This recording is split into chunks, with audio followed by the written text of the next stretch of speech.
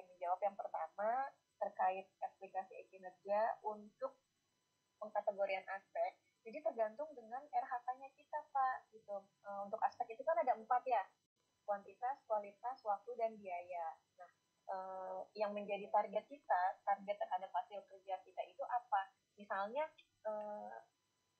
kita menyusun SKP itu kan kita mengintervensi dari pekerjaan atasan kita. Contohnya misalnya saya sebagai JF di bidang penilaian kinerja aparatur. Kabit saya, SKP-nya kabit saya itu RHK-nya kabit saya itu misalnya aspek tentang sistem merit. Nah, tentang target sistem merit Kota Bekasi. Di dalam target sistem merit itu ada 8 aspek, diantaranya itu terkait penilaian kinerja. Yang tentang penilaian kinerja itu diintervensi ke saya. Nah, berarti kan menjadi SKP-nya saya ya. Misalnya RHK-nya saya ini tersusunnya laporan tentang sistem merit misalnya. Nah, karena saya RHK-nya itu bicara yang laporan, nah ini saya si laporannya ini nanti akan saya pertanggungjawabkan dalam bentuk si laporan fisiknya atau secara kualitasnya. Misalnya saya lebih memilih saya membuat laporan atau dokumennya saja deh. Berarti saya memilih aspek karena kita menargetkannya itu berupa dokumen laporan itu kan berupa benda dan bisa dihitung ya. Kita ambil aspeknya kuantitas itu, lalu targetnya misalnya 12 laporan. Kemudian yang kedua misalnya RHK-nya kabit saya ini tentang capaian anggaran di bidang pengelolaan kinerja. Jadi terkelolanya anggaran pada bidang penilaian kinerja aparatur. Lalu diintervensi saya kebetulan saya sebagai PPTK terkait anggaran. Berarti kan di 2024 ini berapa persen sih capaian anggarannya gitu. Nah, di situ rencana hasil kerja saya misalnya persentase capaian anggaran misalnya kegiatan penilaian dan evaluasi kinerja. Nah, karena RHK persentase, berarti aspeknya kualitasnya, misalnya persentasenya seperti itu. Lalu targetnya misalnya 90%. Jadi untuk menentukan aspeknya itu tergantung dengan RHK-nya kita, Pak. Seperti itu. Kalau misalnya kita menjadikan laporan itu di kuantitas aja nih, misalnya 12 laporan. Misalnya terkait capaian anggaran. Kalau capaian anggaran itu kan persentase ya. Kalau persentase berarti kualitas. Seperti itu. Misalnya kalau aspek waktu itu apa sih, Bu? Misalnya yang tadi, yang RHK atau enggak yang tadi yang RHK yang tentang laporan itu, oke, saya ngambil aspek kuantitasnya untuk bentuk laporannya. Bisa nggak, Bu? Dalam satu RHK itu ada 2 aspek. Saya mengambil kuantitasnya, saya ngambil waktunya nih. Si laporan itu dalam 1 tahun saya hasilkan 12 laporan, lalu saya kerjakan juga selama 12 bulan. Saya nambahin lagi nih, Bu, aspeknya waktu. Bisa, boleh silakan. Jadi untuk jadi tidak ini ya, tidak perlu baku satu RHK satu aspek, enggak. Misalnya satu RHK bisa 2 aspek, bisa 4-4-nya. Jadi itu silakan, terserah. Nah, kalau untuk yang waktu itu berarti berapa lama penyelesaian kita dalam menyelesaikan si RHK-nya kita itu. Misalnya 12 bulan aspek waktunya. Lalu kalau yang terakhir untuk aspek biaya. Biaya itu misalnya dalam si RHK kita ini ada keterkaitan dengan biaya, misalnya anggaran. Kalau saya tadi kan yang PPTK saya hanya ngambil persentasenya aja.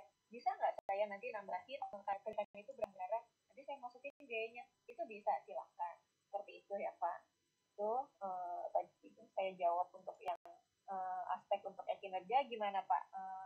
Sudah cukup jelas atau mungkin masih bingung? Disesuaikan dengan RHK-nya ya, Bu ya. Jadi bisa minimal kita 1 RHK berarti ya. Bisa ya? Bisa. Ya, tapi ya jangan satu-satu banget gitu, misalnya 2 atau berapa gitu, Pak. Itu kan dari berbagai misalnya kita ada 5 RHK nih, dari 5 RHK itu berarti kan berbeda-beda kan dari aspeknya. Ada yang boleh kita di RHK kedua kita mau kualitas gitu misalkan. Boleh, atau kan misalnya sama semua aspeknya kuantitas semua juga boleh. Nggak ini kok, nggak di bakunya ya.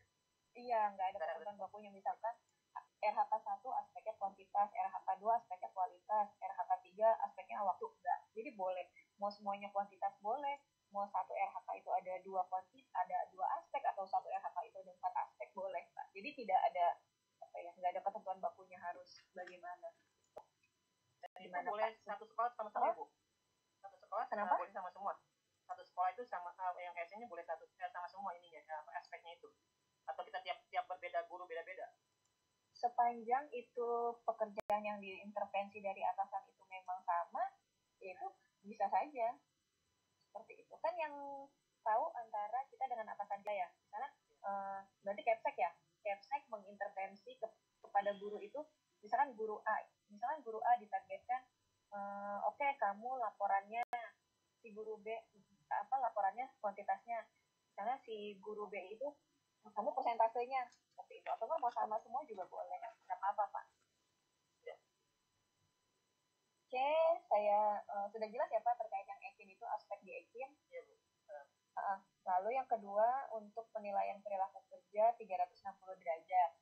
Ini siapa saja? Untuk penilaian perilaku kerja ini kan sudah diakomodir ya di aplikasi EKIN. Mungkin nanti Bapak bisa ngecek. Jadi itu kita bisa menilai rekan kerja kita sejawat di dalam satu lingkup unit kerja. Jadi misalnya saya ini sebagai staf di bidang penilaian kinerja, saya bisa memberikan feedback atau penilaian perilaku kerja itu kepada siapa saja sih? Kepada teman-teman saya dalam satu bidang.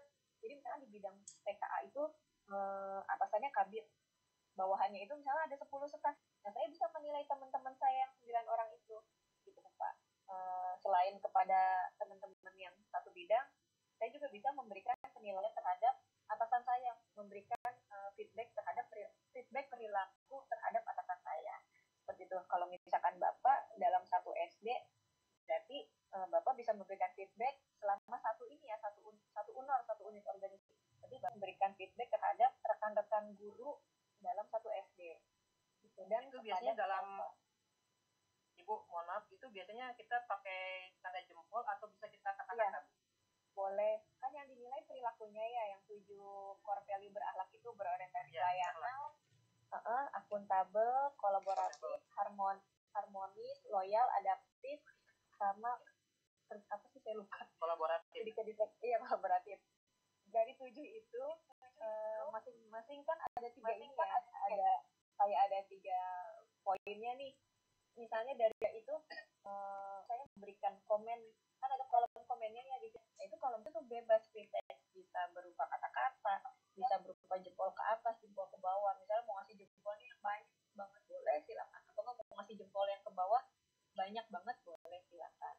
Terus misalnya nih Bapak mau memberikan feedback penilaian terhadap guru, misalnya Bapak guru kelas 5, Bapak memberikan feedback terhadap guru kelas 3, karena Bapak lihat, oh si guru ini bagus, rajin, datang tepat waktu, dia nggak pernah terlambat, saya mau ngasih dia feedback di misalnya yang berorientasi pelayanan, dia dalam mengajar siswa itu dia bagus lah, pokoknya keren, kasih feedback jempol yang banyak. Nah, nanti si guru yang Bapak nilai itu muncul nih di EKIN-nya. Terus nanti misalnya ketahuan nggak sih kalau Bapak yang menilai itu nggak ketahuan. Jadi hanya berupa jempolnya aja atau komen-komennya aja. Jadi siapa yang memberikan feedbacknya itu nggak ketahuan. Seperti itu. Nah, untuk feedback itu sebenarnya bisa diisi, bisa tidak. Jadi boleh dilakukan, boleh tidak. Sifatnya sih sebenarnya tidak wajib. Seperti itu, Pak. Sudah cukup jelas terkait yang feedback? Oke. Ya, kita lanjut ke yang TPP ya.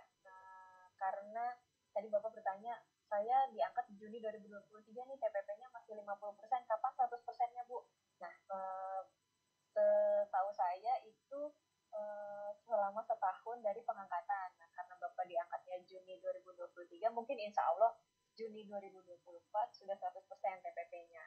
Seperti Alhamdulillah. itu. Amin. Alhamdulillah. Amin.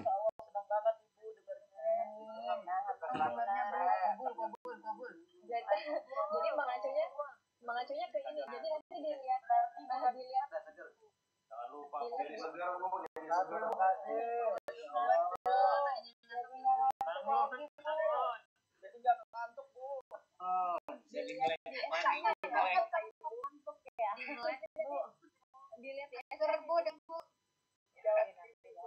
tergantung pengangkatannya kan. Tergantung pengangkatannya. Ntar itu Agustus karena saya bilang Juli, ntar Juli udah ngasih nih. Enggak, jadi kalau seperti itu. Kalau terkait besaran PPP mungkin sebenarnya teknisnya adanya di bagian organisasi, bukan di BKPSDM kalau terkait besaran. Tapi kalau melihat kalau nggak salah sih terhitung dari pengangkatannya, karena diangkatnya Juni 2023, berarti insya Allah Juni 2024 sudah 100%. Bukan yang cair besok awal Juni nih, enggak, tapi yang Juni cair di Juli gitu ya. Oh iya. Iya. Besok pengajuannya. Oke. Iya. Terima kasih Bu. Ya, gimana Pak Abdul Lutfi, sudah cukup jelas jawabannya? Penjelasannya cukup. Ya, sama-sama. Oke, lanjut mungkin penanya berikutnya.